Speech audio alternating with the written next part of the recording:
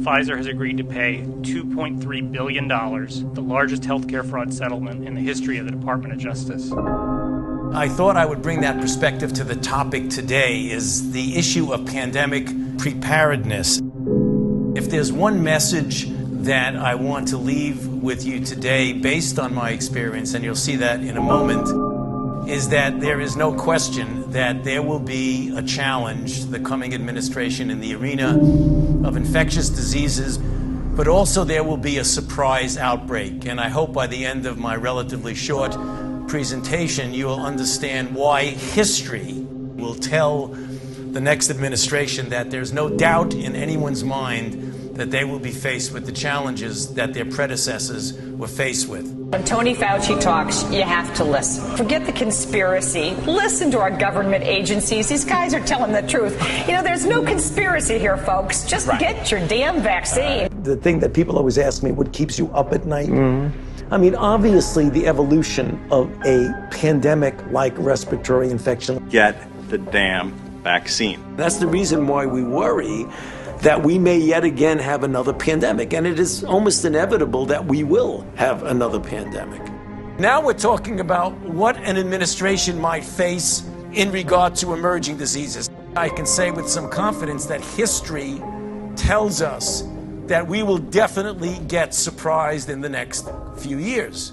And then the other thing that I aspirationally hope to be able to encounter is the ability to rapidly respond to something brand new, whether it's a brand new pandemic or, as you mentioned, a brand new attack upon us deliberately by bioterror. The thing we're extraordinarily confident about is that we are going to see this in the next few years. Thank you.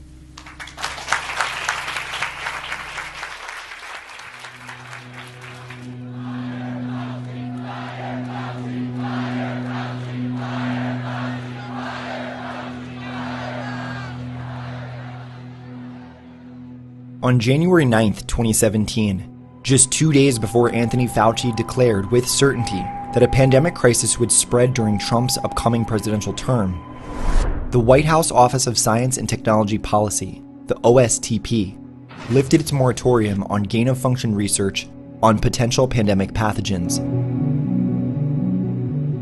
The director of the OSTP at the time the moratorium was lifted, Dr. John Holdren, co-authored a book in 1977 entitled Ecoscience, Population, Resources, Environment, which promotes a planetary regime that would enforce the optimum balance of the human population and restrict its access to resources accordingly.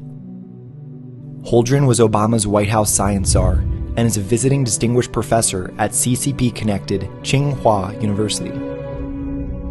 Apparently, some folks really want to see a pot-smoking socialist in the White House. We could get a third Obama term after all. As one of his final moves in office, Barack Obama directly paved the way for Anthony Fauci to quietly begin genetically enhancing the very same coronaviruses that would eventually cause a global pandemic. This was corroborated on September 9th, 2021, when The Intercept reported on new documents that demonstrated the NIH did in fact fund gain-of-function research at the Wuhan Institute of Virology. The article exposed that the money originated from the National Institute of Allergy and Infectious Diseases, led at the time by Anthony Fauci. Earlier this week, House Foreign Affairs Ranking Member Congressman Michael McCall released a report all but proving COVID had to come from the Wuhan lab in China. Furthermore, in August of 2021, the House Foreign Affairs Committee Republicans issued a report that provided critical information on the origins of COVID-19. How definitive is this report, would you say? Well, I think it's very conclusive in terms of the preponderance of the evidence. The report concluded that COVID originated from the Wuhan Institute of Virology and gives us some dates we can look at.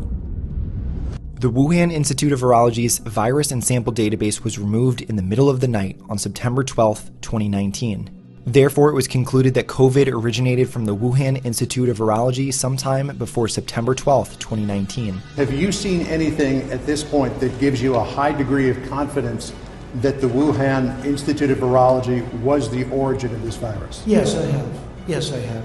The World Military Games took place from the 18th to the 27th of October 2019 in Wuhan, China, and was the first super spreader of COVID. And what gives you a high degree of confidence that this originated from the Wuhan Institute of Virology? I can't tell you that. I'm not allowed to tell you that. Finally, the United States had been surveilling the Wuhan Institute of Virology. You know, in late 2019, we have intelligence from both, human intelligence sources and signals intelligence sources and other intelligence sources that were telling us that there was some sort of a problem in Wuhan. Anthony Fauci was not alone in foreshadowing a global pandemic. Here are just a few of the many examples of our medical experts preparing and planning for a pandemic. The Harvard Global Health Institute. The theme for the fall 2017 seminar series was Pandemic Preparedness, Improving Science, Technology, and Access. If you completely ban all gain-of-function research, then you're going to interfere with some of the important things we need to do. CLADEX. CLADEX was a day-long pandemic tabletop exercise conducted by the Johns Hopkins Center for Health Security on May 15, 2018 in Washington, D.C. Some experts have speculated on social media that this new virus may not have occurred naturally. They suspect the virus escaped from a laboratory researching a vaccine for Nipah. Event 201. The Johns Hopkins Center for Health Security, in partnership with the World Economic Forum and the Bill and Melinda Gates Foundation, hosted Event 201, a high-level pandemic exercise on October 18th, 2019. And maybe this is a time for us to showcase some cases where we are able to bring forward some bad actors and leave it before the courts to decide whether they have actually spread some fake news. All of this data was publicly available, and it is safe to assume that U.S. intelligence was aware of these movements. Imagine a virus, the most terrifying virus you can, and then imagine that you and you alone have the cure. But if your ultimate goal is power, how best to use such a weapon? It's at this point in our story that along comes a spider. Here's a man seemingly without a conscience, for whom the ends always justify the means, and it is he who suggests that their target should not be an enemy of the country, but rather the country itself. Fueled by the media, fear and panic spread quickly, fracturing and dividing the country until at last the true goal comes into view. Before the St. Mary's crisis, no one would have predicted the results of the election that year, no one. And then not long after the election, lo and behold, a miracle. Some believed it was the work of God himself, but it was a pharmaceutical company controlled by certain party members that made them all obscenely rich. On December 18th of 2017, Donald Trump released his national security strategy. This strategy recognizes that whether we like it or not, we are engaged in a new era of competition. We accept that vigorous military, economic, and political contests are now playing out all around the world.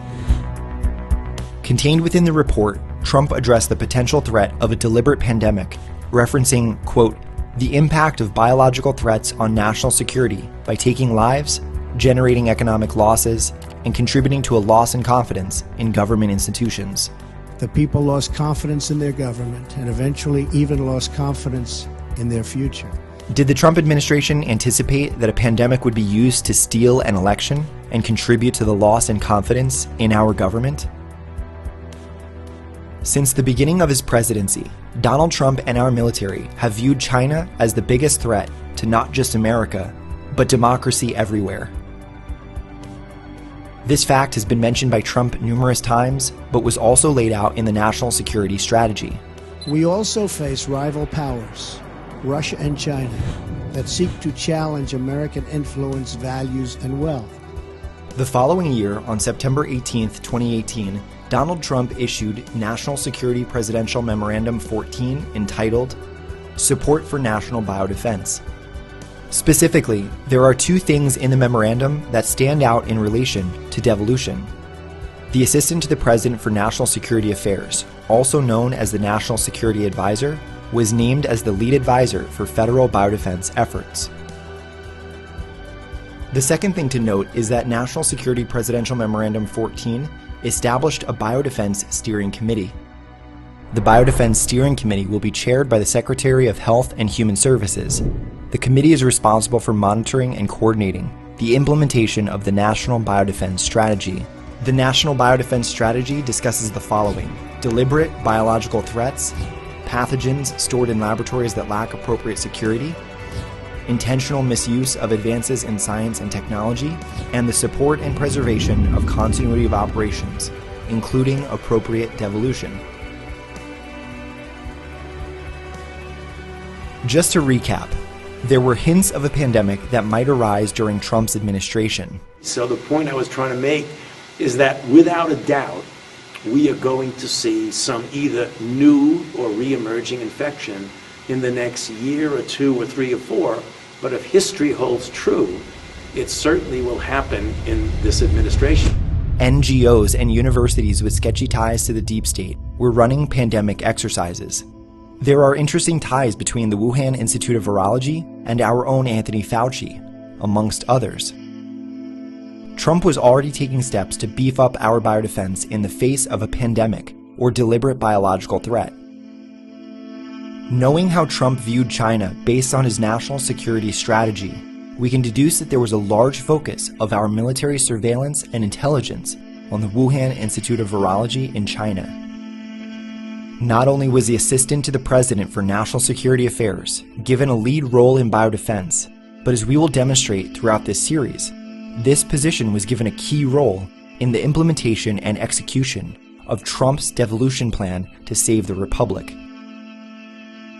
The release of COVID-19 and the subsequent theft of the 2020 presidential election are two sides of the same coin. Therefore, Trump's national biodefense strategy and devolution are intrinsically linked. And you know what? I believe totally in your freedoms. I do. You got to do what you have to do. But I recommend take the vaccines. I did it. It's good. Take the vaccines. But you got, no, that's okay. That's all right. You got your freedoms. But I happen to take the vaccine. I was like, am I right to be really going after Trump? And I'm like, yeah, you are right to be going after him. He knows what's going on. Yeah, we all wish Trump would do the right thing. But listen, I got the inside baseball on Trump. He doesn't know what's going on. And I'm not even defending Trump. I'm just saying we need to move on. In fact, maybe, you know what, to get Trump's attention, because I don't even get this from Roger Stone. I get this from people directly in Trump's camp. Maybe I should just dish all the dirt on. You know what? I'm going to dish it all on Trump next hour. I'm going to go ahead and do that. And it's not to hurt Trump. It's so people can know how pathetic he is when you think he's playing 4D chess going to save you, and he's not. President Trump has fired his national security advisor, John Bolton. President Trump today naming his fourth national security advisor, replacing John Bolton, who got forced out last week. The new guy, Robert O'Brien, is his name.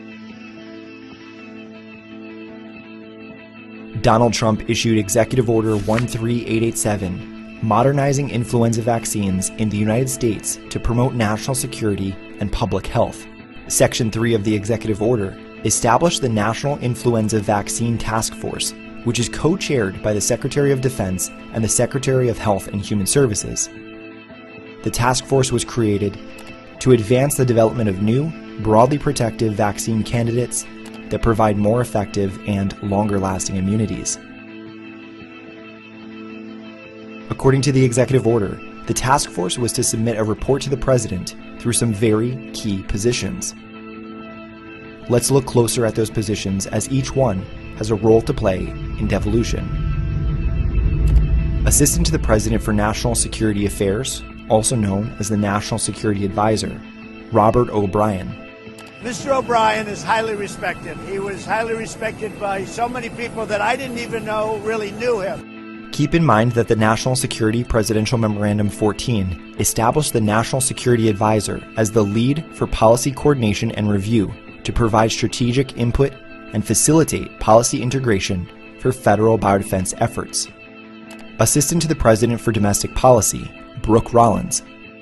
Director of the Office of Management and Budget, Russell Vaught. Director of the Office of Science and Technology Policy, Kelvin Drogemeyer. Not only did Executive Order 13887 establish a national vaccine task force that reported to the president through key people we will show to be involved in devolution, but it also allowed for the Department of Defense to collaborate with the HHS to design and evaluate influenza vaccines. Research on the COVID-19 virus is just one piece of the work at the Walter Reed Army Institute of Research. The team there is working with the rest of the federal government and other partners to create new vaccines for emerging viruses. On December 21st, 2021, Defense One published a bombshell of an article entitled U.S. Army Creates Single Vaccine Against All COVID and SARS Variants, Researchers Say. Walter Reed's spike ferritin nanoparticle COVID-19 vaccine, or SPFN, completed animal trials earlier this year with positive results. Phase 1 of human trials wrapped up this month, again with positive results that are undergoing final review, Dr. Kayvon Mojrad, director of Walter Reed's Infectious Diseases branch, said in an exclusive interview with Defense One. We need to get a vaccine that covers all the variants, all the SARS-like viruses, and then we get to a universal coronavirus. With Omicron, there's no way really to escape this virus. You're not going to be able to avoid it. So I think pretty soon either the whole world will be vaccinated or have been infected, Mojrad said. And our own institute, where I'm at, the Walter Reed Army Institute of Research, is the oldest and largest biomedical research institute in the DoD. This historic partnership will now bring together the full resources of the Department of Health and Human Services with the Department of Defense. So in early 2020, with Trump as president, the DoD began research on a vaccine that was effective against not just COVID-19, but all previous SARS origin viruses and all future variants. Viruses evolve, viruses mutate. That's something that we should anticipate, that's something that we should be prepared for.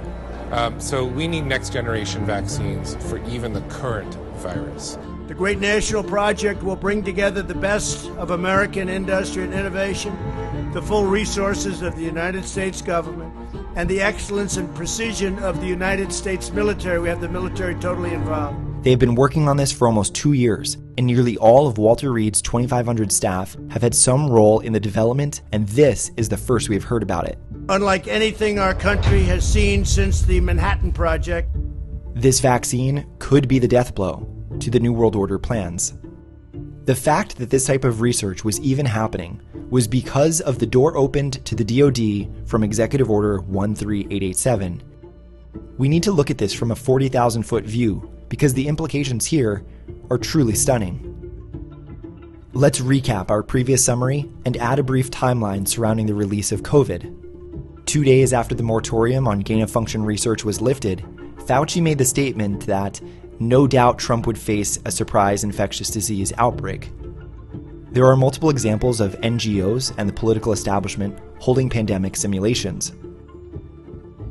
The United States government was funding gain-of-function research at the Wuhan Institute of Virology through grant money originating from the Anthony Fauci-led NIAID.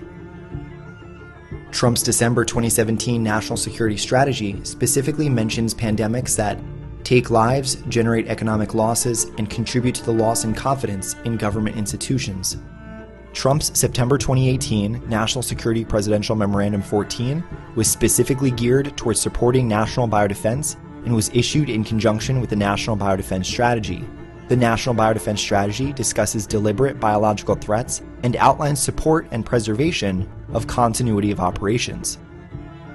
The National Security Presidential Memorandum 14 established a committee chaired by the Secretary of Health and Human Services that was tasked with implementing the National Biodefense Strategy. The same memorandum established the National Security Advisor as the lead for policy coordination and review to provide strategic input and facilitate policy integration for federal biodefense efforts. All of this shows circumstantial evidence of a deep state plan to release a pandemic on the world and evidence of Trump taking actions to prepare for such an attack. Now, the timeline surrounding the escape of COVID-19. September 10th, 2019. John Bolton is fired as the National Security Advisor. Sometime on or before September 12th, COVID-19 is thought to have escaped the Wuhan Institute of Virology lab based on a report by the House Foreign Affairs Republicans. Also on September 12th, the Wuhan Institute of Virology's virus and sample database was removed in the middle of the night. September 18th, Robert O'Brien took office as the National Security Advisor. A lot of people that I respect rated him as their absolute number one choice. The National Security Advisor is the lead for policy coordination for national biodefense efforts and would later become a central figure to devolution under Executive Order 13961. September 19th, Executive Order 13887 is issued, establishing a national influenza vaccine task force that reported to Trump through key players in devolution, as well as developing an omnivariant vaccine. It is no coincidence that Executive Order 13887 was issued the very next day after Robert O'Brien took office as the National Security Advisor. Trump has been consistently touting Operation Warp Speed as one of his greatest achievements. I'm honored to welcome doctors, scientists, industry executives, and state and local leaders to our historic Operation Warp Speed Vaccine Summit. It's been some journey for all of us. It's been an incredible success. Operation Warp Speed established a partnership between DoD and HHS to support the development, manufacture, and distribution of vaccines. Remember why the DoD and the HHS are so important. The Secretary of HHS is the chair of the Biodefense Steering Committee, tasked with implementing the National Biodefense Strategy that was established in National Security Presidential Memorandum 14. The Secretary of Defense and the Secretary of HHS co-chaired the National Influenza Vaccine Task Force. Vice President, I'm going off script again, I know, but I just want to personally thank you. We've been through some stuff. We've gone through some of the most complex military operations this country's ever conducted. Executive Order 13887 allowed the Secretary of Defense to implement vaccine development within the DoD.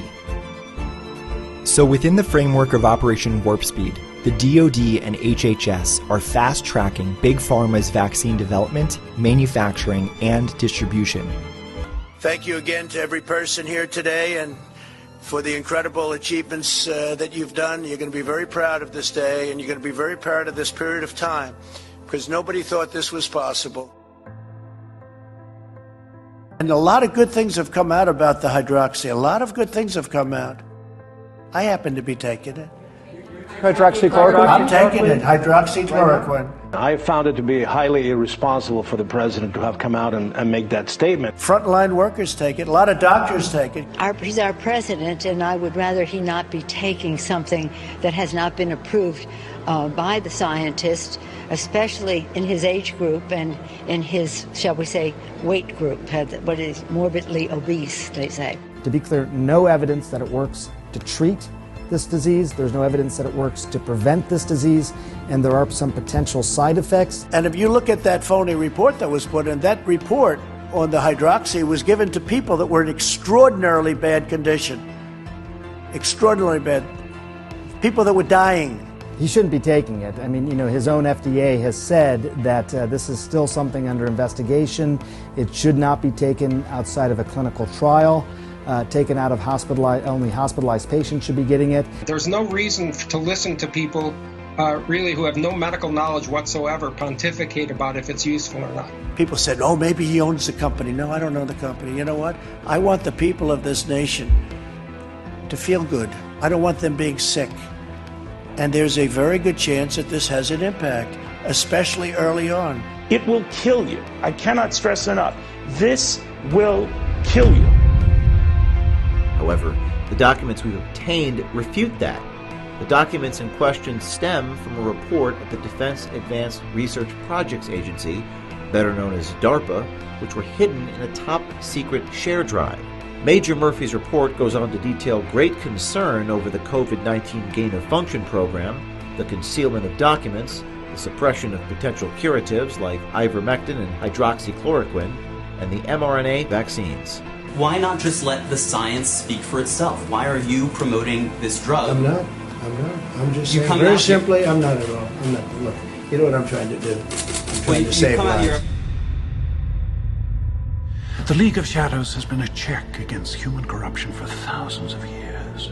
We sacked Rome, loaded trade ships with plague rats, burned London to the ground. Every time a civilization reaches the pinnacle of its decadence, we return to restore the balance. Gotham isn't beyond saving.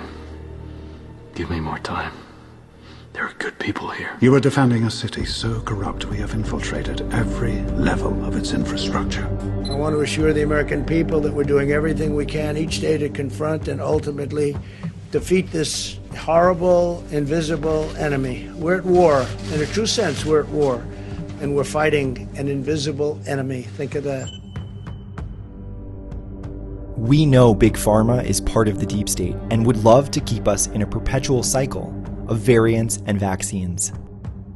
If Trump hadn't issued Executive Order 13887 and then implemented Operation Warp Speed, it could have taken years upon years before we ever saw a vaccine, and that perpetual nightmare of variants and vaccines would have become a reality. Just how long would they have kept us locked down? Before Operation Warp Speed, the typical time frame for development and approval, as you know, could be infinity. It would normally take 5 years, 6 years, 7 years, or even more. Instead, Executive Order 13887 paved the way for fast-tracked vaccines, and the DoD and HHS helped get these Big Pharma vaccines out to the public as soon as possible. This strategy sabotaged the deep state's original plan. The bad news is that the reality of vaccinology means this is not going to be something we're going to have tomorrow. Their entire timeline was overhauled and replaced with Trump's timeline. Former President Trump, it was a threat to democracy, posed a threat to democracy throughout the course of his presidency, and that was a root reason why President Biden ran for office. What the Republicans are doing across the country is really a legislative continuation of what they did on January 6th, which is to undermine our democracy, to undermine the integrity of our elections, to undermine the voting power, which is the essence of a democracy. If these mainstream publications genuinely believe that Trump is actively engaging in the subversion of U.S. democracy, it means that the polls show more Americans favor the insurrection and the coup than the establishment government. Trump not only moved the timeline of their plan forward by many years, but he allowed them to get their first vaccines distributed as soon as possible. That necessitated the acceleration of their Phase 2 variant, which brought about the need for new vaccines and boosters. This accelerated rollout made their plan obvious to the entire world. Endless variants, endless vaccines, and the ostracization of anyone who didn't comply, exposing Fauci, Big Pharma, the Biden administration, the media, and so on. The second part is the behind-the-scenes production of an effective, single vaccine that works against all future variants. This catch-all vaccine destroys their plan in one blow. For the unvaccinated, you're looking at a winter of severe illness and death. We're about to go into a dark winter, and there's a dark winter still ahead. And that could be a pretty dark January. We're still facing a very dark winter. We remain in a very dark winter. While they are gearing up for a dark winter and more lockdowns, we get news of a vaccine that ends the current virus and all future viruses they could throw at us. I recommend you take it, but I also believe in your freedoms 100%. While the DoD and HHS were helping to rush the ineffective Big Pharma vaccines to market, they were working on their own vaccine in secret. There were zero leaks, likely indicating that it was a white hat operation. Part of the mandate for the DoD and the HHS under Operation Warp Speed was to assist in the development of the Big Pharma vaccines. But clearly, Big Pharma wasn't in the loop about this new military vaccine that could end the pandemic outright. The deep state's playbook for staging a coup on America vis-a-vis a manufactured pandemic and the election theft was anticipated and countered by the Trump administration. While compulsory vaccinations have always been an aspect of this dystopian agenda, there are simply too many normal citizens around the world who place blind trust in the pharmaceutical paradigm for Trump to publicly hold an anti-vax stance. Perhaps time will reveal his true motivations in defeating the trickiest snare the deep state set for him. As we edge closer and closer to a breaking point in this information war, humanity is sobering to the reality that an invisible hand has long been carefully orchestrating events and narratives to establish a supranational authoritarian regime. This criminal government cartel doesn't recognize borders, but believes in global governance and rule by corporations. American soldiers have fought and died to win and keep America's freedom. And now Hillary Clinton wants to surrender that freedom to these open borders, open trade, and a world government. This sinister alliance foments perpetual conflict, not only between each of us, but to keep us conflicted within. By quietly pulling our psychological levers, gaslighting us, and keeping us in a constant state of fear, the globalists have coerced us into helping them construct their new world order. Just as we have constructed it on their behalf, we can just as easily dismantle it. As many around the world are now coming face to face with great darkness, we must come together and realize that we are the light, we are the resistance, and we will prevail.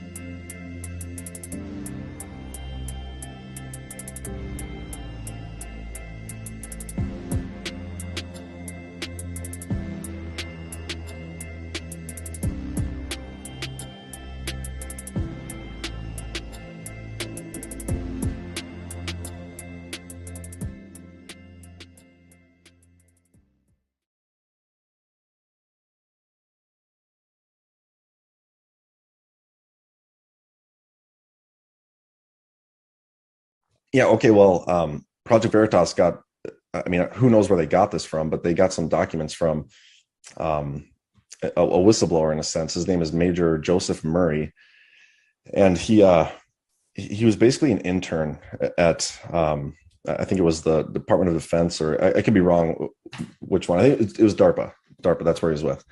And in these documents, it talks about how like Peter Daszak, he came forward with this proposal to do this whole gain of function research. And some of that research was even going to be done in the United States, along with the Wuhan Institute of Virology. DARPA denied it, the DoD denied it, but he ended up going to get funding from Fauci for it. But anyway, a lot of the stuff that's come out is pretty damning. Like the DoD knew that ivermectin and hydroxychloroquine and interferon was a curative for COVID as of like April of 2020, which is around the same time Trump was starting to push it publicly, and the media like destroyed him, covered it up, you know, and how many people died because of that? Trump knew it was a curative, but they covered it up. And that's about the time Trump mentioned the disinfectant on stage 2, which I was digging into DARPA the other day, and DARPA actually funded about 15 years ago, some studies showing that chlorine dioxide, that disinfectant, is great at killing pathogens, can just like wipe them out. So my God, DARPA's not looking good, or Fauci right now. No, but it gets better than that too. Cause like one of the documents that this Major Murphy, like he basically wrote a report outlining everything that's gone on, everything that he observed about COVID. And there's a few really interesting things. So like, I'm going to pull it up here and read it. Yeah, so this is an excerpt from his letter. This folder was empty for a year. The files, completely unmarked with classification or distribution data, were placed in this folder in July of 2021, which conspicuously aligns with the media reporting, my probing, and Senator Paul's inquiry into NIH, NIAID gain-of-function programs.